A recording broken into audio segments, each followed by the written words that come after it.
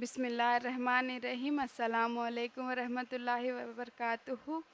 میں شگفتہ فردوس آپ سب کا ویلکم کرتی ہوں اس لیکچر میں۔ یہ میرے بارے میں انٹروڈکٹری سلائیڈ ہے۔ نیکسٹ، آج کا quote: do one thing at a time and while doing it put your whole soul into it to the exclusion of all else۔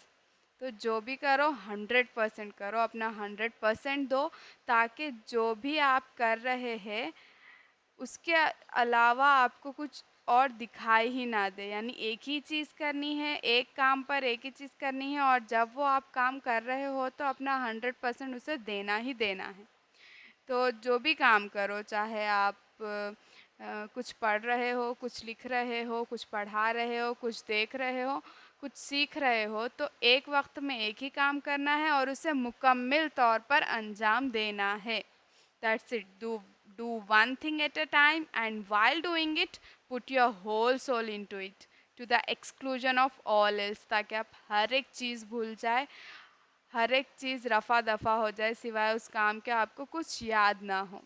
تو یہاں پہ ہم نے جہاں روکا تھا وہیں سے ہم سٹارٹ کریں گے۔ مستقل کلمے کا پارٹ ہو چکا ہے، آپ سارے ویڈیوز دیکھ سکتے ہیں، یہ میری پلے لسٹ میں موجود ہے۔ اس کے بعد ہے غیر مستقل کلمہ۔ اس کی 4 قسمیں ہیں۔ فرسٹ تھنگ، غیر مستقل کلمہ بے معنی الفاظ ہے جو صرف مستقل کلمے کے ساتھ جڑ کر ہی اپنا معنی ادا کرتے ہیں۔ غیر مستقل کلمہ وہ بے معنی الفاظ ہے جو مستقل کلمے کے ساتھ جڑ کر ہی اپنا معنی دیتے ہیں، اور یہ 4 قسم کے ہیں: حرف ربط، حرف عطف، حرف تخصیص اور حرف فجائیہ۔ زبان سے جو حروف ادا ہوتے ہیں اس کو ہم کلمہ کہتے ہیں، جو میں لاسٹ کلاس میں بھی بول چکی ہوں۔ کلمے کی 2 قسمیں ہیں: مستقل کلمہ اور غیر مستقل کلمہ۔ مستقل کلمہ وہ الفاظ جو اپنا معنی خود رکھتے ہیں۔ اس کی 5 اقسام ہم نے دیکھ لی ہے: اسم، ضمیر، صفت، فعل اور متعلق فعل۔ اس کے بعد ہے غیر مستقل کلمے یا محمل کلمے، ایسے حروف جو کسی سے ملے بغیر اپنا معنی نہیں رکھتے، لیکن جب مل جائے تبھی ان کا معنی آتا ہے، اور ان کے بغیر ہم کوئی بھی جملے کمپلیٹ بھی نہیں کر سکتے۔ کا، کی، نے، کو، تب، یہ سارے غیر مستقل کلمے میں آتے ہیں۔ تو ان کی 4 قسمیں ہیں۔ غیر مستقل کلمے کی 4 قسمیں ہیں: حرف ربط، حرف عطف، حرف تخصیص اور حرف فجائیہ۔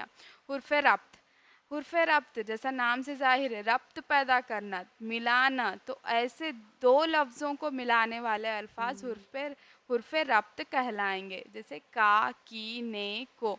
تو اس میں جیسے احمد کا گھر، حامد کی ٹوپی، اس نے کہا تھا، میں نے اس کو کہا تھا، وغیرہ وغیرہ، یہ سارے 2 لفظوں کو ملانے کا کام کرتے ہیں، انہیں ہم حرف ربط کہیں گے۔ نیکسٹ، اس کے بعد ہے حرف عطف۔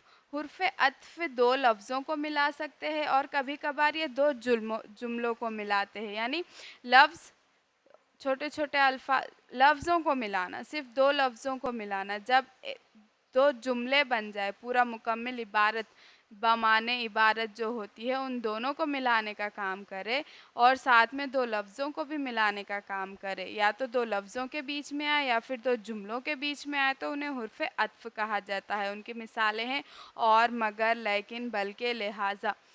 اور ہم اس طرح بھی یوز کر سکتے ہیں کہ زائلم اور فلوئم پودے کی جڑ کے پارٹس ہے، یا پھر ہم اور کو ایسے بھی استعمال کر سکتے ہیں: میں جب کھا رہی تھی اور وہ جا رہا تھا۔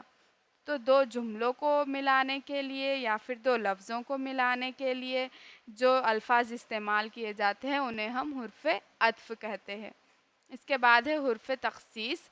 حرف تخصیص، جن کو ہم قید بھی کہتے ہیں، ایسے حروف ہیں جو اسم یا فعل کے ساتھ مل کر خصوصیت پیدا کرتے ہیں۔ خصوصیت پیدا کرنا یعنی انہیں خاصیت دینا۔ کیسی خاصیت؟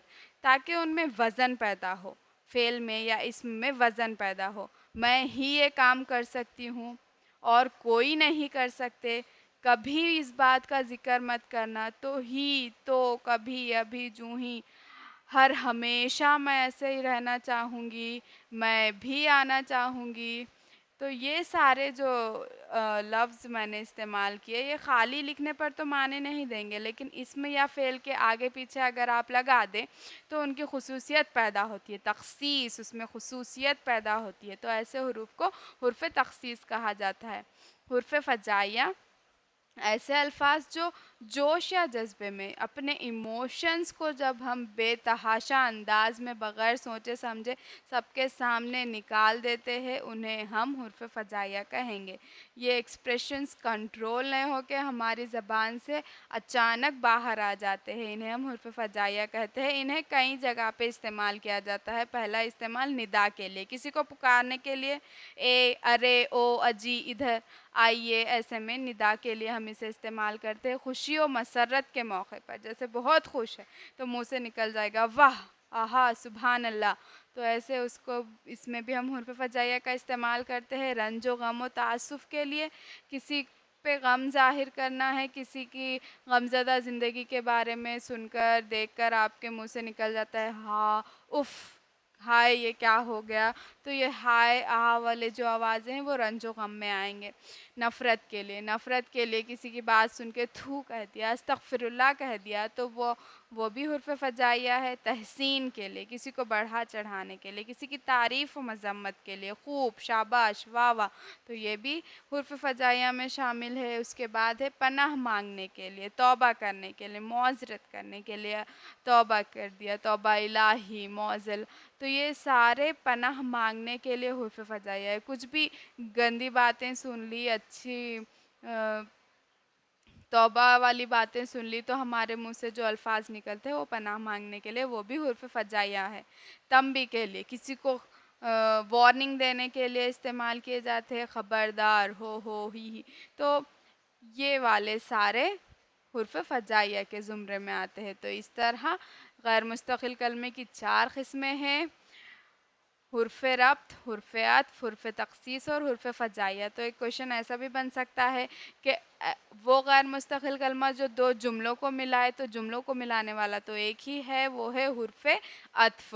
حرف عطف اور، مگر، لیکن، تو یہ ہے حرف عطف۔ حرف تخصیص کسی بھی خصوصیت کو پیدا کرنے والا، حرف ربط 2 لفظوں کو ملانے والا، اور حرف فجائیہ ایسے ایموشنز جو جوش یا جذبے کے ساتھ بے تحاشا زبان سے نکل جائے، انہیں ہم حرف فجائیہ کہیں گے۔ اس طرح آپ کا کلمہ جو ٹاپک ہے وہ پورا کمپلیٹ ہوا۔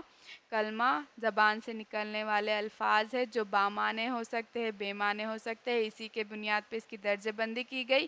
بامعنی یعنی مستقل کلمے، بے معنی یعنی غیر مستقل کلمے، اور ان کی درجہ بندی کے حساب سے ان کے ذیلی زمروں کو ساری چیزیں ہم ڈسکس کر چکے ہیں۔ ریوائز کیجئے، پڑھیے، پریکٹس کیجئے، کیپ لرننگ، دیکھتے رہیے۔ خدا حافظ، جزاک اللہ خیر۔